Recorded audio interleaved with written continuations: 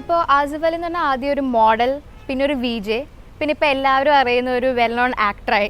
അപ്പോൾ സാധാരണ ഇപ്പോൾ പ്രേക്ഷകരുടെയൊക്കെ ഒരു റിയാക്ഷൻസ് എന്ന് പറയുന്നത് എന്ന് വെച്ചാൽ പണ്ടത്തെ ആ മോഡൽ, ആ ഒരു VJ, അതിൻ്റെ നിന്നും ഒരു വ്യത്യസ്തമായിട്ടുള്ള ഒരു അപ്രോച്ച് ആയിരിക്കുമല്ലോ പ്രേക്ഷകർ. അപ്പോൾ അതെങ്ങനെ കാണുന്നു? അത് എങ്ങനെയാണ് എൻജോയ് ചെയ്യുന്നത് കൂടുതൽ ഏതാ? എൻ്റെ ഒരു അൾട്ടിമേറ്റ് എന്ന് പറഞ്ഞാൽ ഒരു ആക്ടർ ആവുക എന്നുള്ളത് തന്നെയായിരുന്നു. അപ്പോൾ അതിനുള്ള ഒരു സ്റ്റെപ്പ് പ്രൊസീജിയറായിട്ടാണ് ഞാൻ ഇതിനെല്ലാം കണ്ടിട്ടുള്ളൂ. കാര്യം മോഡലിംഗ് ആണെങ്കിലും വിജയിങ് ആണെങ്കിലും ആക്ടിങ്ങിലെല്ലാം നമുക്ക് ആവശ്യമുള്ളതാണ്. ലുക്സിലാണെങ്കിലും നമ്മുടെ പെർഫോമൻസിലാണെങ്കിലും നമ്മൾ സ്പോണ്ടേനിയസ് ആവണം. അപ്പോൾ അത് ശരിക്കും ഒരു വിജയിങ് നമ്മളെ സഹായിക്കും. നമ്മൾ ലുക്സിൽ കോൺഷ്യസ് ആവണം, അത് മോഡലിംഗ് സഹായിക്കും. അപ്പോൾ ഇതെല്ലാം ഒരു ഗ്രാജുവൽ ഒരു സ്റ്റെപ്പ് ബൈ സ്റ്റെപ്പ് ഗ്രോത്ത് ആയിട്ടാണ് ഞാൻ കണ്ടത്.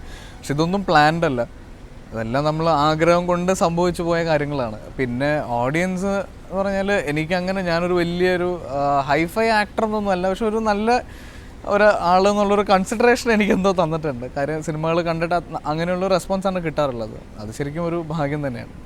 അല്ല, ഇപ്പോൾ മോഡലിങ്ങിനും VJയ്ക്കും വന്നതുകൊണ്ട് ക്യാമറ ഫിയറും അതൊക്കെ ശരിക്കും ഒരു നല്ലൊരു അഡ്വാൻറ്റേജ് ആയില്ലേ? അതെ, ശരിക്കും ഓരോ ദിവസവും എൻ്റെ കരിയറിൽ ഉണ്ടായിട്ടുള്ള, ഇപ്പോൾ മോഡലിങ്ങിലാണെങ്കിലും VJയിങ്ങിലാണെങ്കിലും എൻ്റെ കരിയറിൽ ഉണ്ടായിട്ടുള്ള ഓരോ ദിവസവും എനിക്ക് സിനിമയിൽ അഡ്വാൻറ്റേജസ് ആണത്.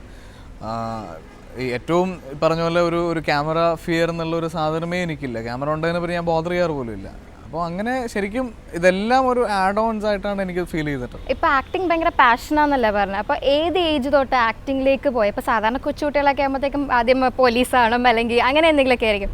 അപ്പോൾ സ്റ്റാർട്ടിങ് ഏത് ഏജ്? ഒരുവിധം എന്നാലും എൻ്റെ ഒരു +2 വരെ എനിക്ക് സത്യം പറഞ്ഞ ജീവിതത്തിൽ ഒരു ലക്ഷ്യം ഉണ്ടായിട്ടില്ല. ഒന്നും ഒരു അംബീഷനും ഉണ്ടായിരുന്നില്ല? ഒരു അംബീഷനില്ല. എനിക്ക് കാർ ഓടിക്കണമെന്ന് ഭയങ്കര ആഗ്രഹമായിരുന്നു.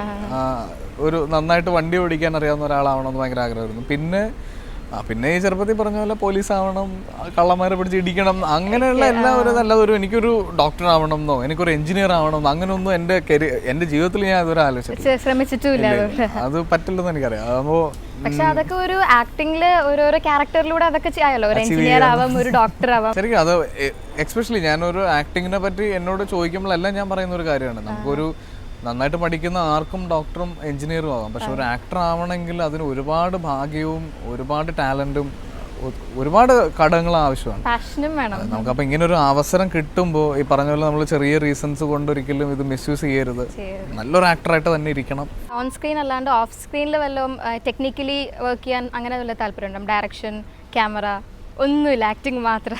എനിക്ക് എന്റെ ലിമിറ്റേഷൻസ് അറിയാം എന്നുള്ളതാണ്. എന്നാലും ജസ്റ്റ് ഒരു ട്രൈ ചെയ്തതിന് കുഴപ്പമുണ്ടോ? അല്ല, ഞാൻ ചെയ്യുമ്പോൾ ഒരിക്കലും ഒരു ട്രൈ ആയിരിക്കില്ല. ചെയ്യുവാണെങ്കിൽ നമ്മൾ പിക്ചർ പെർഫെക്റ്റ് കാര്യങ്ങളോട് മാത്രമേ താല്പര്യമുള്ളൂ. അപ്പോൾ നമ്മളെ കൊണ്ട് പറ്റുന്ന പണിയുന്നതാണ് തൽക്കാലം ട്രേഡ് മാർക്ക് അല്ല, ചെയ്യുവാണെങ്കിൽ പക്ക ചെയ്യാം. അതിപ്പോൾ എൻ്റെ സിനിമയിലേക്ക് എനിക്ക് വരുന്ന ഓഫേഴ്സ് പോലും ഞാൻ അങ്ങനെ നോക്കാറുള്ളൂ. എൻ്റെ ഒരു അപ്പിയറൻസിന് അല്ലെങ്കിൽ എൻ്റെ ഒരു ഫിസിക്കിന് അല്ലെങ്കിൽ ആൾക്കാർക്ക് എന്നെ പറ്റിയുള്ള ഒരു കാഴ്ചപ്പാടിൽ അംഗീകരിക്കുന്ന ഒരു ക്യാരക്ടർ ആണെങ്കിൽ മാത്രമേ ഞാനത് സ്വീകരിക്കുള്ളൂ. അത് ഏത് ഡയറക്ടർ ആണെങ്കിലും ആരാണെങ്കിലും എൻ്റെ ഒരു സാറ്റിസ്ഫാക്ഷൻ ആണ് ഞാൻ എൻ്റെ ഒരു ക്യാരക്ടർ സെലക്ഷനിൽ ഞാൻ കൊടുക്കുന്നത്. അപ്പോൾ എങ്ങനെയാ ക്രൈറ്റീരിയ? എങ്ങനെയാ? ഫസ്റ്റ് സ്ക്രിപ്റ്റ് നോക്കിയിട്ടാണോ, ഡയറക്ടറിനെ നോക്കിയിട്ടാണോ? സ്ക്രിപ്റ്റ് ആണ് എനിക്ക് ഏറ്റവും ഇമ്പോർട്ടൻറ്റ്. ആരാണെങ്കിലും എനിക്ക് ഫുൾ സ്ക്രിപ്റ്റ് വേണം. സ്ക്രിപ്റ്റ് വായിച്ച് കേട്ടിട്ടാണ് ഞാൻ സിനിമകൾ തീരുമാനിക്കാറുള്ളൂ. അത് ദൈവം സഹായിച്ച് ഞാൻ വർക്ക് ചെയ്ത എല്ലാ വലിയ ഡയറക്ടേഴ്സും എനിക്ക് ആ ഭാഗ്യം എനിക്ക് തന്നിട്ടുണ്ട്. എല്ലാവരും എൻ്റെ അടുത്ത് സ്ക്രിപ്റ്റ് പറഞ്ഞിട്ടാണ് എൻ്റെ അടുത്ത് ചെയ്യാൻ താല്പര്യമുണ്ടോ ഇല്ലയോ എന്ന് ചോദിച്ചിട്ടുള്ളൂ. അപ്പോൾ അതൊരു ശരിക്കും ഭാഗ്യമാണ്. സിബി സാറിനെ പോലെയുള്ള ഒരു സീനിയർ ഡയറക്ടർ ഒരിക്കലും എന്നെ വിളിച്ചിട്ട് ഓക്കെ ഈ സിനിമയിൽ നീ വേണം എന്ന് എന്നോട് ഇതുവരെ പറഞ്ഞിട്ടില്ല. സ്ക്രിപ്റ്റ് പറഞ്ഞ് കേൾപ്പിച്ച് ആസിഫ് ഹാപ്പി ആണോ എന്ന് എന്നോട് ചോദിച്ചിട്ടുണ്ട്. അത് ശരിക്കും ഒരു ന്യൂ കമർ എന്ന രീതിയിൽ എൻ്റെ ഭാഗ്യമാണ്. പിന്നെ ഞാൻ വെക്കുന്ന ഒരു ക്രൈറ്റീരിയ എന്ന് പറഞ്ഞാൽ സ്ക്രിപ്റ്റ് കേട്ടിട്ട് ഈ സിനിമ ഞാനല്ല വേറെ ആരെങ്കിലും ഇത് ചെയ്താൽ ഞാനത് തിയേറ്ററിൽ പോയി കാണുമോ എന്നുള്ളത് ഞാൻ ആദ്യം ആലോചിക്കും. അപ്പോൾ ഒരു വളരെ ബുദ്ധിജീവി പടമാണെങ്കിൽ ഞാൻ തിയേറ്ററിൽ പോയി കാണില്ല. അപ്പോൾ അങ്ങനെയുള്ളൊരു ക്രൈറ്റീരിയയാണ് ഞാൻ വെക്കുന്നത്. ഒരു സാധാരണ വ്യൂവറാണ്. എല്ലാ സിനിമയും തിയേറ്ററിൽ പോയി കാണുന്ന ഒരു സാധാരണ പ്രേക്ഷകനാണ് ഞാൻ. അപ്പോൾ എന്നെ സംബന്ധിച്ചിടത്തോളം സിനിമകൾ സെലക്ട് ചെയ്യാൻ വളരെ എളുപ്പമാണ്. ഫസ്റ്റ് ഫിലിം ഫസ്റ്റ് ഡേ പോയി കാണുമോ?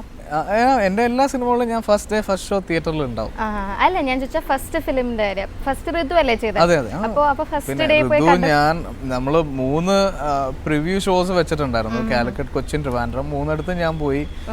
തിയേറ്റർ റിലീസായി ഞാൻ ഒരുമാതിരി എല്ലാ മേജർ ടൗൺസിലെയും തിയേറ്റേഴ്സിലും ഞാൻ പോയി കണ്ടു. ഓഡിയൻസ് റെസ്പോൺസ് എന്താണെന്ന് അറിയണം.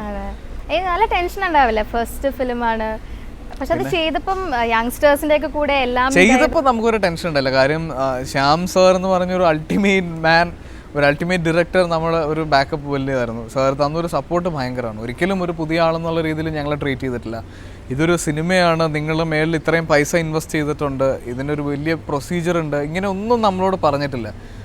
നമ്മളവിടെ ഒരു ടീം എല്ലാം അതിലും ആ സിനിമ കണ്ടിട്ടുള്ള എല്ലാവർക്കും അറിയാം 100% പുതിയ ആളുകളാണുള്ളത്. ഈ പുതിയ ആൾക്കാരുള്ള ഒരു ടീം, ഇവരെ ഒരു സ്ക്രിപ്റ്റ് ഇവർ വർക്കൗട്ട് ചെയ്യുന്നു. ആ ഒരു ഫീലേ നമുക്ക് തന്നിട്ടുള്ളൂ സാർ. ഏറ്റവും കംഫർട്ടബിളായിട്ട് വെച്ചിട്ടുള്ള ഒരു സിനിമയാണത്. ശരിക്കും അതൊക്കെ എനിക്ക് കിട്ടിയിട്ടുള്ളൊരു ഏറ്റവും വലിയ അഡ്വാൻറ്റേജസ് ആണ് അതെല്ലാം.